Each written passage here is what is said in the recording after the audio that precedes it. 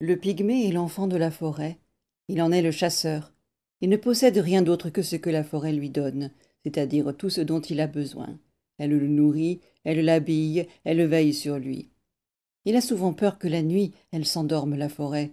Alors il crie, il lui parle, et elle lui répond.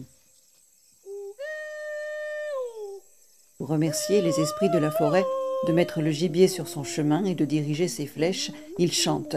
Du matin au soir, il chante. Le pygmée est l'enfant de la forêt. Elle est son lieu. Il y fait son feu et sa maison de branchage. Il y voit le jour, il y grandit. Il y fait ses enfants et il chasse. Car c'est la chasse qui dans le clan lui donne sa place de jeune homme, d'homme bon à bareiller, puis de grand chasseur. Le pygmée est l'enfant de la forêt. Il capture à main nue, dans les terriers, il chasse à la sagaie, il chasse à court avec des chiens, il chasse à la trace, à la poursuite, il chasse au filet, à l'arc et aux flèches empoisonnées. Il chasse l'éléphant. Le pygmée est l'enfant de la forêt. La chasse est sa religion, sa liberté, son mode d'expression. Il ne reste jamais longtemps au même endroit. Aussi léger que l'air, il se fond dans le paysage sans laisser de traces de son passage. Derrière lui, la forêt se referme sur les huttes abandonnées. Le ver reprend aussi vite ses droits. Le chasseur est déjà loin, occupé à suivre d'autres traces.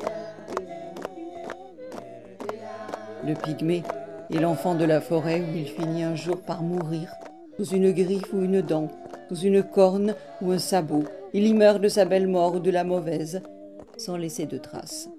Et la forêt se referme derrière lui. Lui, le chasseur mort, il est désormais loin ou tout à côté, invisible mais présent. Avec les ancêtres et les esprits de la forêt, il chasse éternellement. Car vivant ou mort, le pygmée sera toujours un grand chasseur. C'était hier et nous sommes déjà demain. Il n'y a plus d'éléphants à chasser et les derniers pygmées sont des survivants qui tentent de maintenir un mode de vie ancestral.